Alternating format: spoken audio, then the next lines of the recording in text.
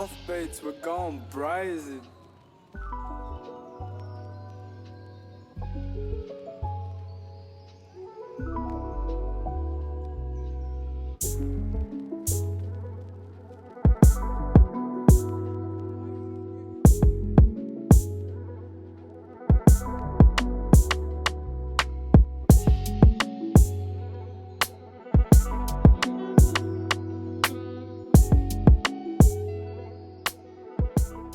RZN presents Men Don't Talk podcast, sponsored by Future Men. Men don't talk, boys don't cry. I remember when I was about 6, 7, maybe, I saw my mum cry for the first time. And then by the time you blink, you got some kids, you got your own house that you built from hand with stone. I learned a lot about manhood from watching The Sopranos, you know. So we created a podcast, Men Don't Talk, because allegedly men don't talk. All this is just me getting older and reflecting on my experiences as a man, looking at what I've learned and what's worth sharing, and open more doors than they closed in my face. Where would I be now?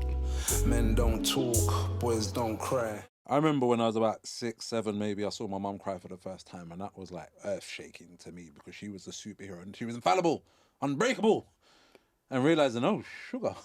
Do you know what I mean? But that's an unfair pedestal that I've put her on. Maybe due to her own marketing, how she sold herself. Yeah, your mum. Yeah.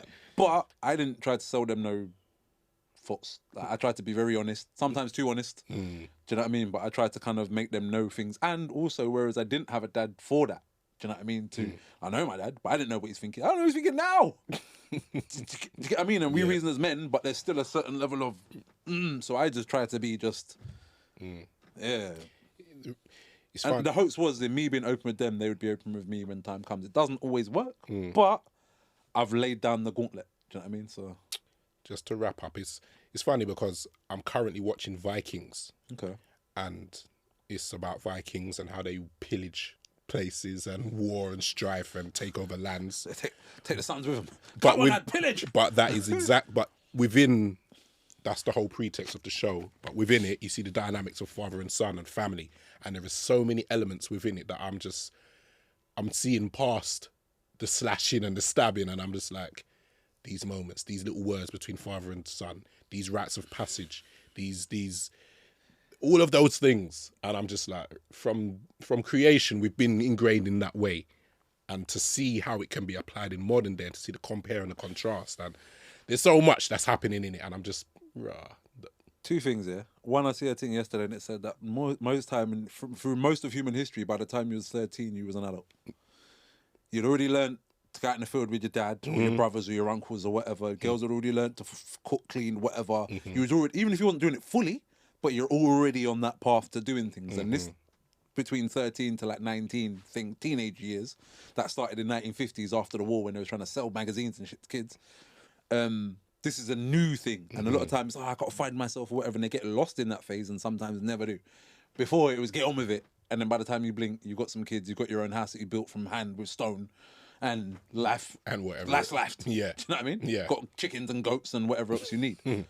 The other thing I was going to say was I learned a lot about manhood from watching The Sopranos, you know? Yeah. Yeah, bro. Like, as a kid, or from the mafia things. I liked a lot of Italian and mafia stuff, Rocky and whatever else as a kid or whatever. But a lot of mainstream TV felt like like R&B, love songs.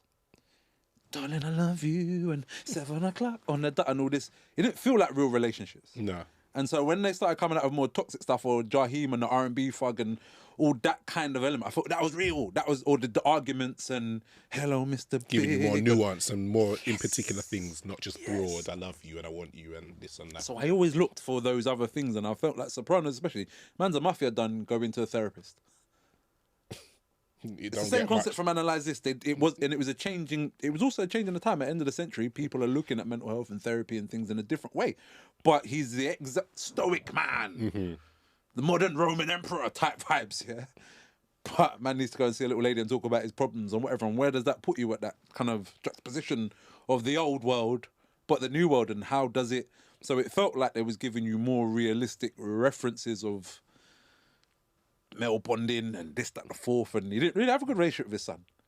He was a prime example of strong men, strong times build hard men, which build good times and build weak men. That's saying. Do you know what I mean? Yeah. But a lot of those things have prepared me for fatherhood. Do you know what I mean? So, Men don't talk, boys don't cry. What's next? What's next is the Million Man Project, the Million Man Movement Project. Basically, in my 9 to 5, I do father's work, family support work, as you know. As do we you know, what I know, mean? As you yeah. know. And through that, leading back into my creative element. Do you know what I mean? This is stuff I do naturally. So we made a short film, podcast, and a song to kind of promote the work, because while doing the work, I noticed that the guys that kind of generally consistently come, everyone's deserving of support, but they're not necessarily the ones that need it the most. The most. Everyone needs support, but the most. These guys are a bit more, and this is big up to them. They're a bit more forward thinking. They're a bit more progressive. They can, They have a bit of agency. yes. Yeah. Some of these guys that don't have the agency, that don't have the motivation, that don't have the familial support, that don't have whatever, and that could really benefit from the work, but they just can't get past themselves. There's an old saying, if you can't get Muhammad to the mountain, bring the mountain to Muhammad. So the aims was to put a lot of the work that we've done, the networking, the organizations, the understanding, the thoughts, the philosophy, put it all in one place. These guys have phones. While they're Yeah. sitting in their house, not coming to the events that we put on, let them scroll and say, oh, actually, this is the thing that Jamal Elliott was telling me about. This looks all right. Yeah. And maybe that make them come a step closer. So we created a podcast, Men Don't Talk, because allegedly men don't talk. Allegedly. All this is just me getting older and reflecting on my experiences as a man, looking at what I've learned and what's worth sharing with the cohort, really. And then it's turned into this stuff. Men don't talk, boys don't cry. When you see the younger fathers that we're working with, to what degree do they remind you of yourself in when you were that age? Scarily. Yeah. Bro, sometimes, especially in the beginning, I used to think, am I in the right place? You feel like an undercover, or you feel like, but then that becomes your secret weapon. Do you know what I mean? When these social workers or whoever else, these other professionals, no offense to social workers, but other professionals are trying to gain access and can't get the information that we get out of these young men, that's because we and them are the same. Do you know what I mean? We just managed to walk a couple steps ahead, so we got a bit of extra game, but there isn't that much.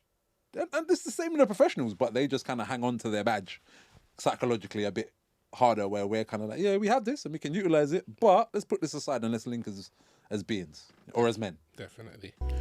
Men don't talk, boys don't cry. What would you like to do in terms of the role? There's many stones that we haven't managed to uncover yet. What would be, not a dream, but what would be something that you'd like to put in place that we haven't yet managed to do, that you'd think would make a particular impact that we'd like to see or that we'd need to see? So within the small confinements of what we can do. you see, we're doing this, the podcast and the movie. And a lot of it is focused around men, and we have to work around the demographic of people that we have to come through. I like to talk a lot more to young people. Yeah. Like boys, teenagers, etc. There's a lot more bureaucracy and stuff around that, but we're talking to people after the fact. If we could talk to them a lot more prior to, we've gone to prisons and whatever, and if we can get more in the schools. I saw a thing yesterday, and it was basically, I think it was for some football club, and it's sponsored by Gillette, and it was about 5 young men and took a letter to them, a bit like the letter you did to your childhood. They did a letter to their adult self, but more things like that, the same things that we're doing, but just getting more young people involved, even to run a Men Don't Talk podcast season, but with young people. We just produce it, but they sit in here, we facilitate it, we take their ideas and give them our expertise and let them do this part. Do you know what I mean? Because in 10 or 15 years, where would those young people be? Definitely. If someone came to me when I was 16 trying to do RZR and opened more doors than they closed in my face, where would I be now? You know? So yeah, I think that would be great to kind of more be embracing of the young people, but with also the circumstances, parents sign off, they don't, it's not easy. It's not easy. It's not easy. You think you come into this role and you got carte blanche, but you haven't. But if you do have access, if you're a headmaster now, or you work with young people, or you run a youth club and you're interested in getting us to come and work with the young people to curate something like this, reach out. Men don't talk, boys don't cry. Boom. So this has been Men Don't Talk. And we've been talking, showing you that we do talk. And when we don't talk, it's because we don't want to talk. Because nothing to be said. Yeah. What's understood don't need to be explained. Boom. Nice work, sir. Bates, we're gone brazen. Yo, Man might have to move out from around here, bruv. The hood's looking a bit crazy still. Men don't talk, boys don't cry. G's don't die, we just multiply. I said men don't talk and boys don't cry. Yo,